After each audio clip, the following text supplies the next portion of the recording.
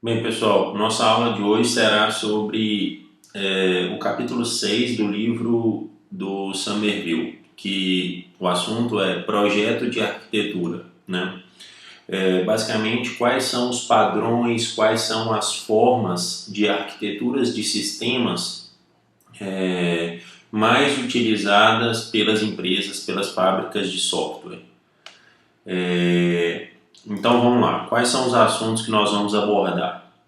Decisões de projeto de arquitetura, padrões de arquitetura, eu vou apresentar alguns padrões de arquitetura e também vou mostrar algumas arquiteturas de aplicações. Tá?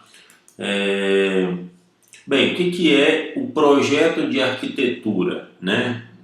Essa atividade que faz parte da engenharia de software. Né? Bom, o que significa isso? O que é projetar a arquitetura de um software?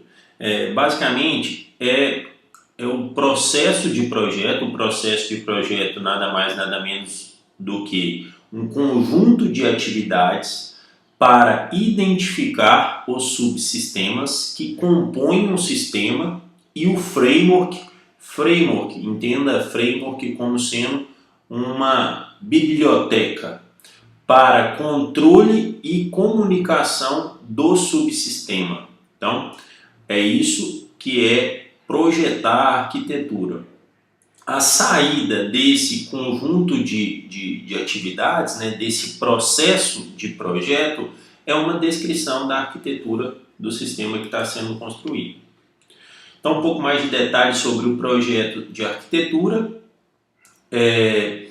Ela é uma fase inicial da concepção do sistema. Ela representa, o projeto de arquitetura representa a ligação entre a especificação do software, a especificação de requisitos e os processos e as atividades do projeto.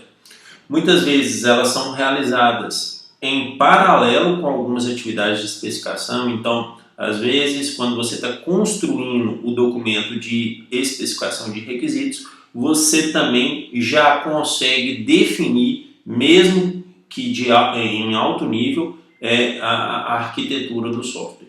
Por fim, né, o projeto de arquitetura trata-se de identificar os principais componentes do sistema e as suas comunicações. Então, por exemplo, você tem um cliente, você tem um servidor. Então, você tem uma máquina cliente, você tem uma máquina servidora. Isso são os componentes desse sistema. Por outro lado, você pode ter uma máquina cliente, você pode ter uma máquina servidora e onde que está a lógica da aplicação, e pode também ter um banco de dados. Isso você vai modelar a arquitetura dos seus sistemas. E isso é uma forma de modelar a arquitetura do sistema. Bem, a arquitetura em pequena escala, ela está preocupada com a arquitetura de softwares individuais. Nesse nível, né, existe uma preocupação com a maneira como o programa individual é decomposto em componentes. Vou dar um exemplo aqui. Suponha um programa Java, um programa escrito em Java. Esse programa ele tem todo um empacotamento. Os componentes desse programa seriam os pacotes. Os pacotes representariam os componentes. E aí eu teria uma conexão entre esses componentes representando a forma de comunicação. Por outro lado, a arquitetura em grande escala, ela preocupa-se com a arquitetura de sistemas corporativos e complexos, que incluem outros sistemas, programas e componentes do programa. Particularmente, eu trabalhei numa empresa em que a gente desenvolvia um software, mas esse software ele comunicava obrigatoriamente com vários outros sistemas da empresa. Então, quando a gente ia projetar a arquitetura, a gente colocava o nosso sistema. Então, a gente criava uma arquitetura em grande escala, uma arquitetura com alto nível de abstração, em que eu colocava o meu sistema, por exemplo, no centro da arquitetura e mostrava todos os outros subsistemas que esse meu sistema conversava. E isso era interessante para a gente discutir com o pessoal da empresa, com o cliente, com os stakeholders, alguns detalhes de comunicação, como é que isso seria feito. Por exemplo, se um sistema comunica com outro subsistema, como que essa comunicação vai ser feita? Né? Vai ser feita via, por exemplo, web services, ou o meu sistema vai ter acesso ao banco de dados do outro sistema. Então, essa forma de comunicação era toda discutida com os stakeholders, os clientes, as partes interessadas. Em sistemas empresariais estão distribuídos em diferentes computadores que podem ser possuídos e geridos por diferentes empresas. Além disso, você tem um sistema que comunica com outro sistema e esse outro sistema ele é controlado e gerido por um outro fornecedor da empresa. Então isso pode acontecer. Bem, quais são as vantagens de se explicitar a arquitetura, né, do software? Ela tem uma vantagem em relação à comunicação de stakeholders. A arquitetura pode ser usada como foco de discussão pelos stakeholders do sistema, porque é um alto nível, né? Então ele consegue entender como que aquele sistema vai se comportar, quais são os componentes, ele não está preocupado como que cada componente é implementado, qual linguagem de programação que é utilizada para implementar um componente, mas ele está preocupado em uma visão geral de como que o sistema irá funcionar. Tem vantagens para análise, para o processo de análise de sistemas, né? Significa que a análise a respeito da possibilidade do sistema atender os seus requisitos não funcionais. Quando você tem arquitetura, normalmente requisitos funcionais impactam em todo o sistema. Por exemplo, você tem um requisito não funcional de autenticação. Então, todo usuário, para acessar o sistema, ele tem que ser autenticado. Quando você projeta a arquitetura do sistema, você muito provavelmente vai colocar nessa arquitetura, nessa visualização gráfica, um módulo, um componente que é responsável pela autenticação. Então você consegue visualizar, você consegue discutir a respeito do requisito não funcional de autenticação.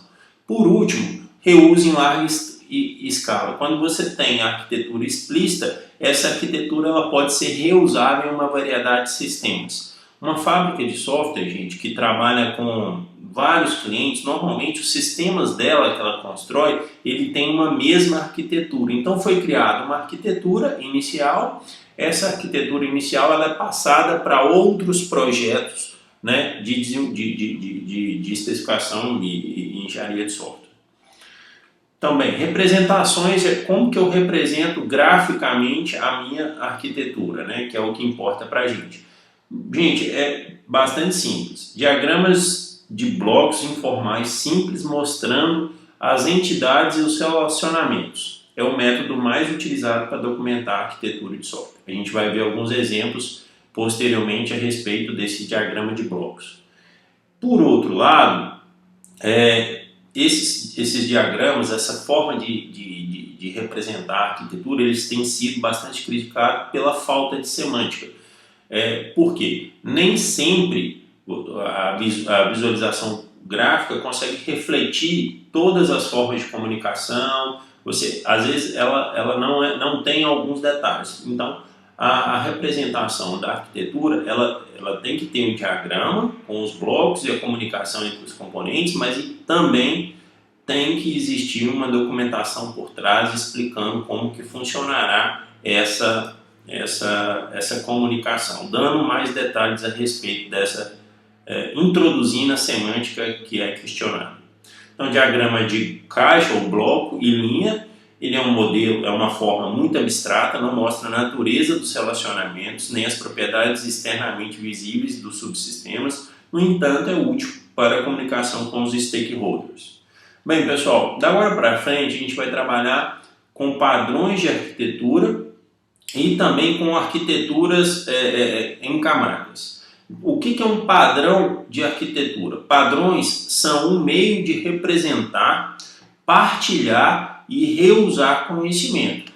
Então, por exemplo, você tem um padrão. Esse padrão ele foi construído a partir de arquiteturas de vários sistemas que foram desenvolvidos. Então, ele é um padrão para determinado tipo de sistema.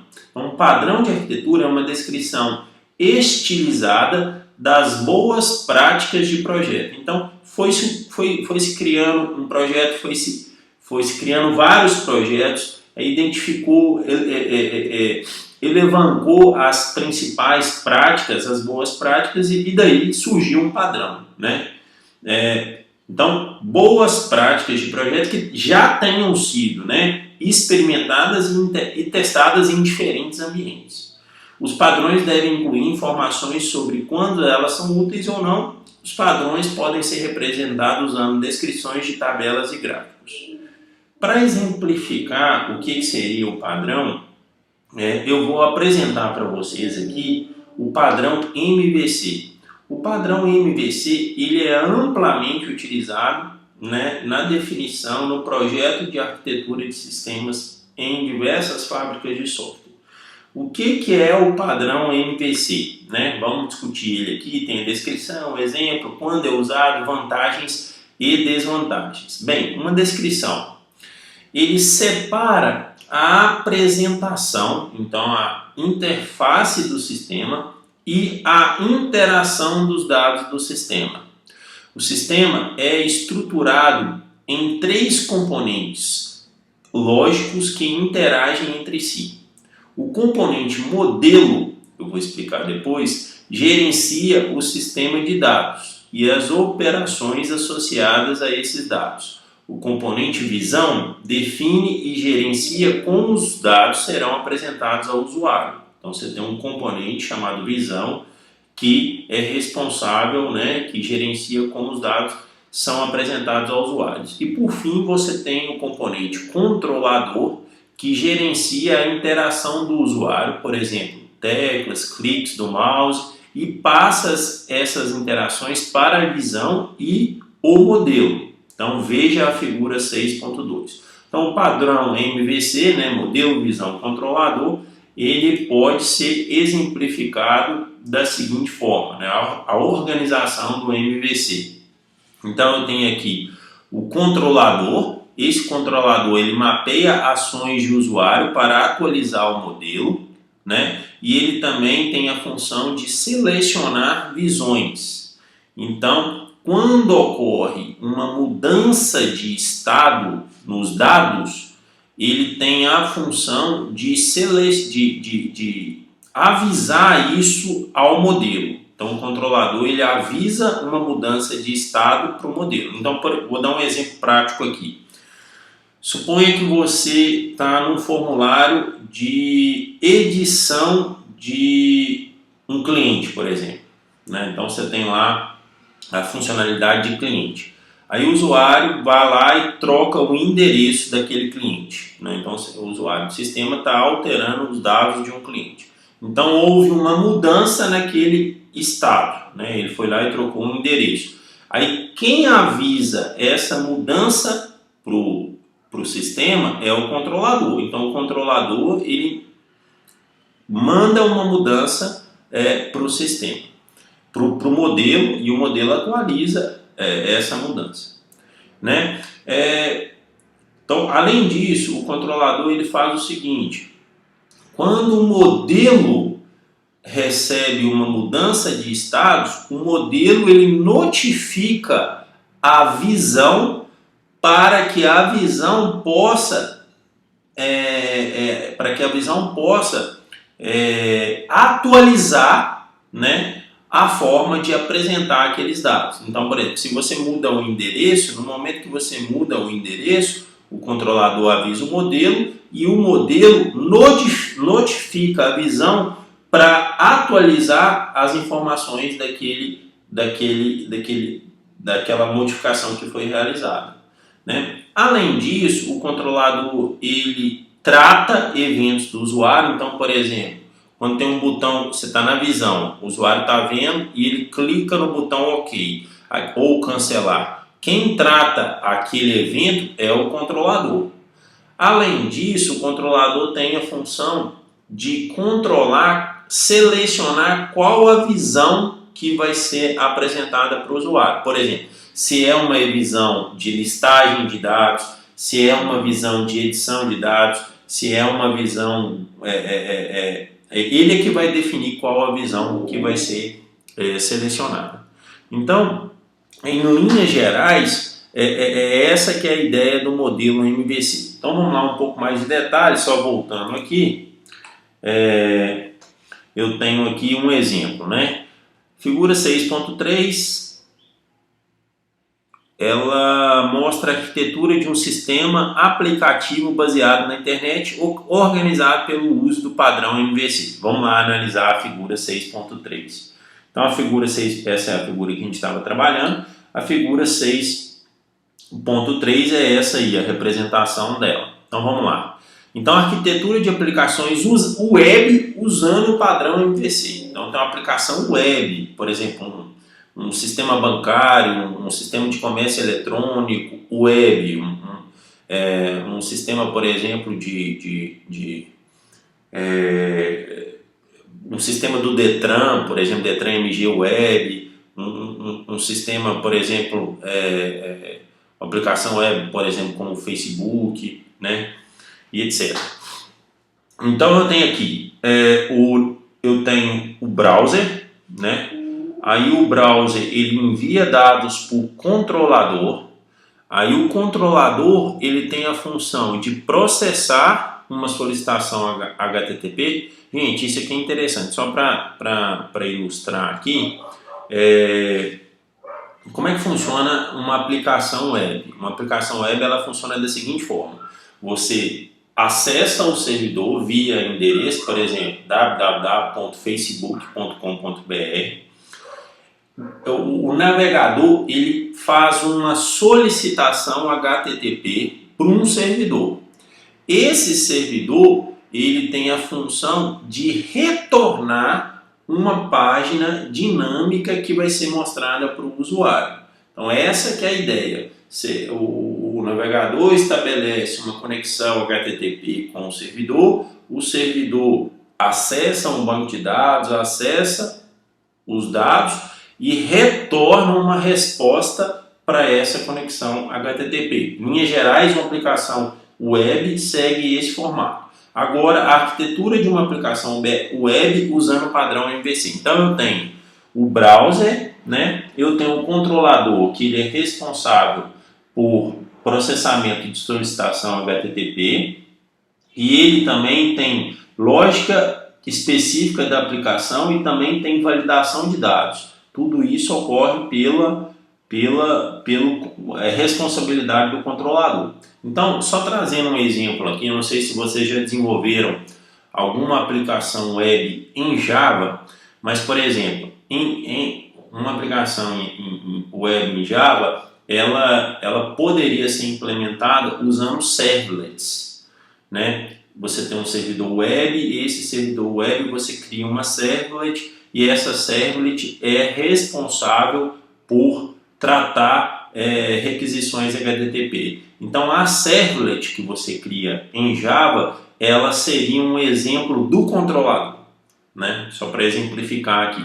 Então eu tenho um controlador, esse controlador ele solicita a atualização para o modelo. O modelo tem a lógica de negócio e ele tem também o acesso ao banco de dados. Então o modelo é responsável por lógica de negócio, fazer a lógica envolvida no processo e também no sistema e também acessar banco de dados.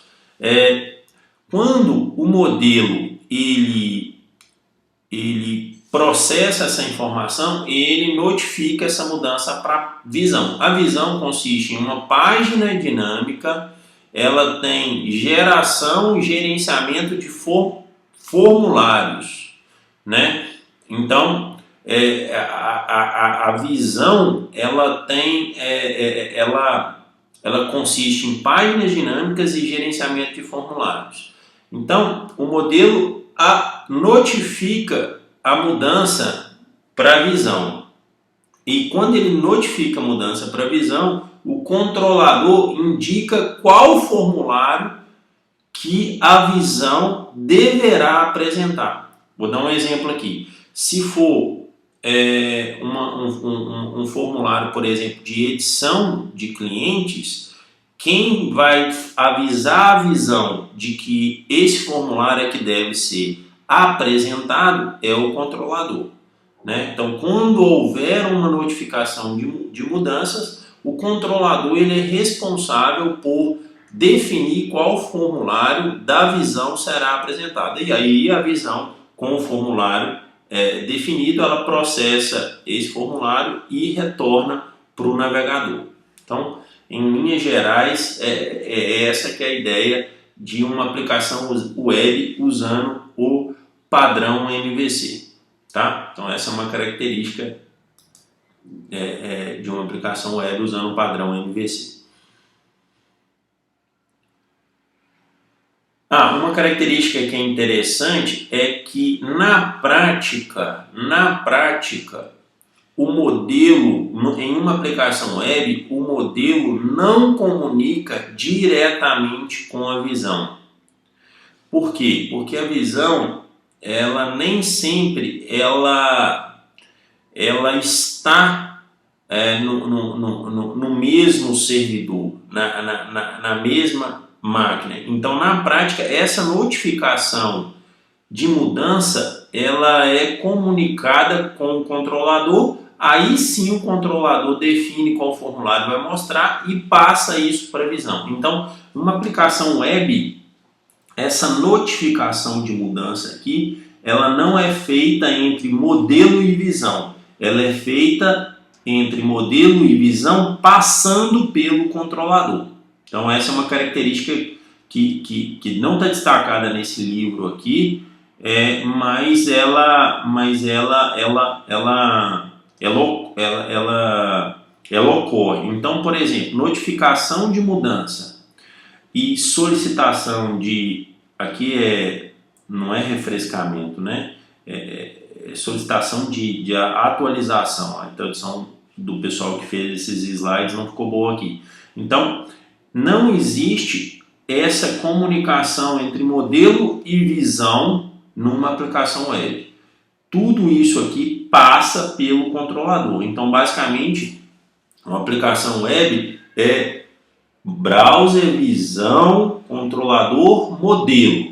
Depois, modelo, controlador, visão, browser. Então, é essa que é a ideia por trás de uma arquitetura MVC em uma aplicação web. Então, pessoal, dando continuidade aqui, vamos trabalhar agora com arquitetura. Então, eu acabei de mostrar um exemplo de um padrão de arquitetura amplamente utilizado pela comunidade de desenvolvedores de software, né? Agora a gente vai trabalhar com arquitetura em camadas. A arquitetura em camadas, ela é usada para modelar a interface dos subsistemas. Ela organiza o sistema em um conjunto de camadas, né? Cada uma das quais fornece um conjunto de serviços. Então você tem as camadas, né? E cada camada fornece um serviço para outra camada. Você tem aqui essa arquitetura em camadas, ela apoia o desenvolvimento incremental de subsistemas em diferentes camadas. Quando uma camada na interface muda, apenas a camada adjacente ela é afetada, né? Então quando você tem camadas, então você tem a camada 1, camada 2, camada 3. A camada 3 ela não comunica diretamente com a camada 1. Se isso ocorrer, está existindo aí uma erosão dessa arquitetura em camadas. Então ela está deixando de se tornar uma arquitetura em camadas. No entanto, frequentemente é artificial estruturar sistemas dessa forma. Então vamos ver o que é esse padrão com mais detalhe, o padrão da arquitetura em camadas, né? Então vamos lá, uma descrição. Organiza o sistema em camadas com a funcionalidade relacionada associada a cada camada. Uma camada fornece serviços à camada acima dela. Assim, os níveis mais baixos de camada representam os principais serviços suscetíveis de serem usados em todo o sistema. Exemplo, um modelo em camadas de um sistema para compartilhar documentos com direitos autorais em bibliotecas diferentes, como mostrado na figura 6.5. Então, vamos mostrar um exemplo da arquitetura em camadas, né? Então, está aí uma arquitetura genérica em camadas.